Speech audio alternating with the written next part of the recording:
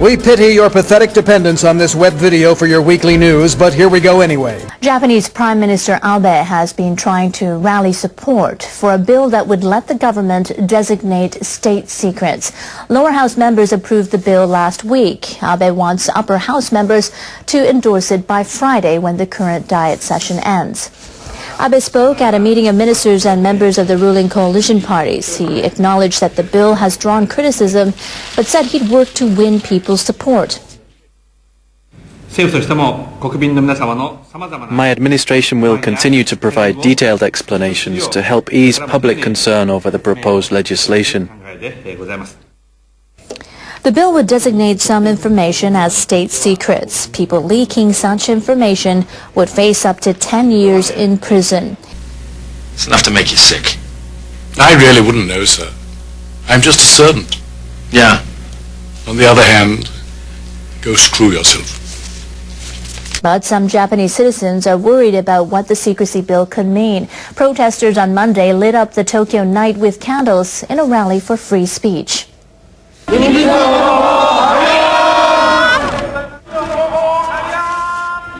Lawyers, journalists, and other concerned citizens gathered outside the Diet building. Organizers say about 1,300 people took part. A senior member of the ruling Liberal Democratic Party caused controversy earlier in the day. He used his blog to compare noisy demonstrators to terrorists. Rally organizer Yuichi Kaido defended his companions from accusations of terrorism. We are only citizens exercising the right to free speech to say no to the bill. The bill doesn't clarify what will be considered a state secret and what will be a crime. The protesters say they'll fight against the secrecy bill for as long as necessary. This video will utilize auditory tones and flashing images to stimulate your memory of the news content featured this week on our website. On November 18, 2013, TEPCO started to remove fuel from the Unit 4 spent fuel pool at Fukushima Daiichi nuclear power station. During this, fuel stored in the spent fuel pool is placed inside a transportation cask and then transported to the common pool. TEPCO is ensuring that the utmost attention is paid to the safety of the people and any possible impact on the surrounding environment. TEPCO has taken a significant step forward in its work to decommission the Fukushima Daiichi nuclear power station, which will require 30 to 40 years to complete. First, the cask in which the fuel is to be transported is lowered into the spent fuel pool. Next, a newly installed fuel handling machine carefully lifts up fuel assemblies one by one at a speed of approximately 1 centimeter per second and loads them into the cask. It is possible that small pieces of debris have become trapped between the fuel and the rack.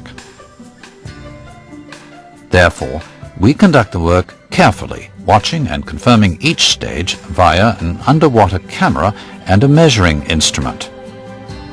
The fuel loading takes place underwater where radiation is shielded. Therefore, the radiation dose around the work area does not increase. The fuel handling machine is equipped with a sensor which automatically stops the machine when an abnormal weight is detected. We will continue the work with full attention paid to safety. The cask, loaded with 22 fuel assemblies, is lowered with a crane to a trailer on the ground. The wire structure for lowering the cask employs double wires and is capable of raising and lowering the cask using only one wire. Therefore, even in the unlikely event that one of the wires breaks, the cask will not fall. The cask is transported to another building and the fuel taken out to be stored in the common pool. We have conducted this operation 1,200 times previously and therefore have ample experience. Furthermore, the operators were fully prepared and trained for this operation, for example, by participating in a special program on using the fuel handling machine and the crane. In addition, we have received confirmation on the operation from Mr. Lake Barrett, an outside expert and a former U.S. Nuclear Regulatory Commission official, and from other international third parties. We will conduct this operation safely and steadily. The transfer of all 1,533 fuel assemblies is scheduled for completion by the end of 2014. And in a surprise announcement this morning, U.S. Deputy Surgeon General Greg Paulson stated that, quote, "It's fine to smoke cigarettes if you only smoke while drinking." With every spew of ash and lava, Japan Coast Guard officials say an islet formed by volcanic activity keeps getting bigger and bigger. The landmass surfaced off Nishinoshima Island, about 1,000 kilometers south of Tokyo. Sunday, Coast Guard officials conducted an aerial survey and determined that the islet is now 250 meters wide and 200 meters long. That's about 2.5 times bigger than when it was spotted almost 2 weeks ago. Officials now say they've found 3 craters pushing out ash and lava that are helping to make the islet grow. A researcher says the Coast Guard will continue to monitor the islet's activity. We imagine that in the infinite universes parallel to this one, you are still staring dumbfounded at this video. Japan's Minister for negotiating the Trans-Pacific Partnership Free Trade Pact has fallen ill. Akira Amari was striving to seal a deal by year-end, but officials say he's likely to stay in hospital for a few days. The Economic Revitalization Minister Amari felt unwell on Monday at a crucial juncture for the talks. Amari met U.S. Trade Representative Michael Froman on Sunday. Some government officials said they're worried Amari's absence could impact the free trade talks. Amari is also in charge of new economic measures leaders hope to finalize this week. But Chief Cabinet Secretary Yoshihide Suga said the trade negotiations will stay their course. He said Amari will give instructions from hospital. Ministers regroup in Singapore on Saturday for more TPP talks. Officials will decide if Amari attends pending more information about his condition.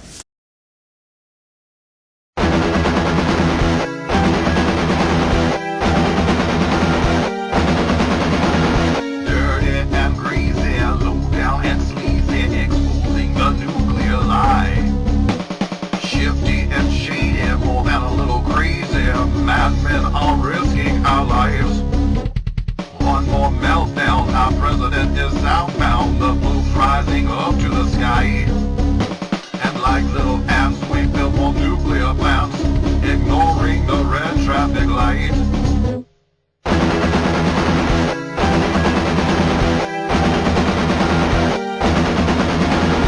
Liars, deceivers, fools and believers inside the conspiracy.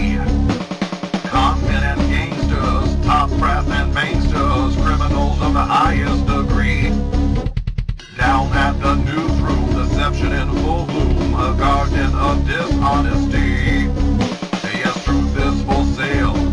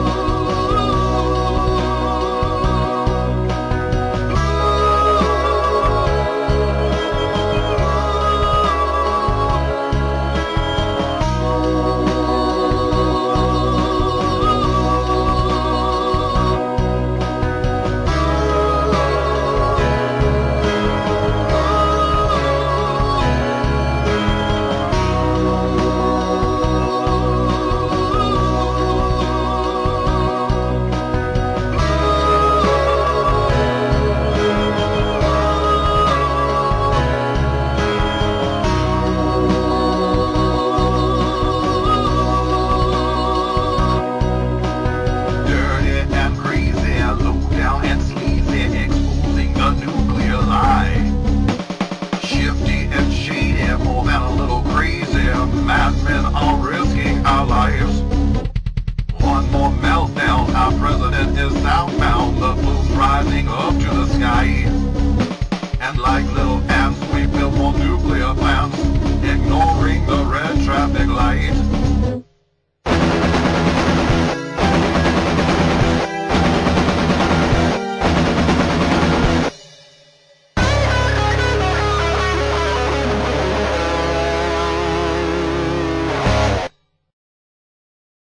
U.S. Vice President Joe Biden is on a visit to Asia to meet leaders in Tokyo, Beijing and Seoul.